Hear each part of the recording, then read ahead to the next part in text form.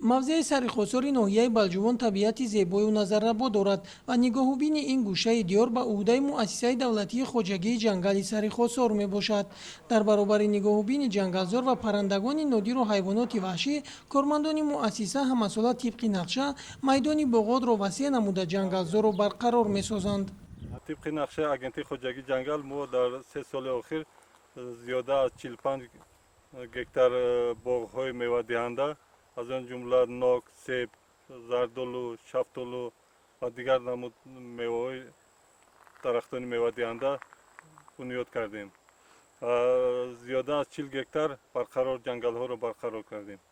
айни замони ҳолҳои боғҳои навбунёди муассиса нашъунамои хуб дошта, дарахтони себу шафтолу ва ноку мурӯд боровар гардидаанд.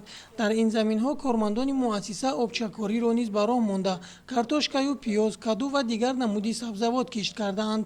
шурӯъ аз оғози моҳи июн дар ҳамаи участкаҳо ба ҷамъоварии гиёҳҳои шифобахш машғул гардидаанд. дар мавзеи сарихосор беҳтарин гиёҳҳои шифобахш мерӯянд, ки талабот ба онҳо дар соҳаи тиб хеле зиёд аст.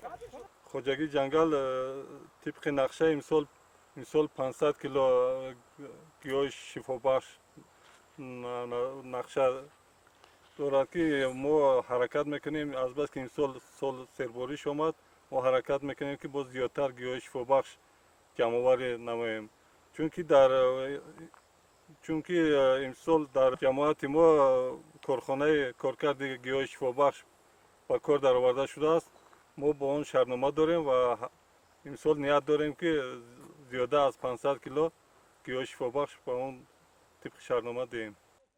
раҳбарияти муассиса бо хоҷагиҳои деҳқонӣ ва сокинони минтақаҳои гуногуни мавзе шартнома бастанд ва онҳо гиёҳҳои шифобахшро ҷамъоварӣ карда ба муассиса месупоранд.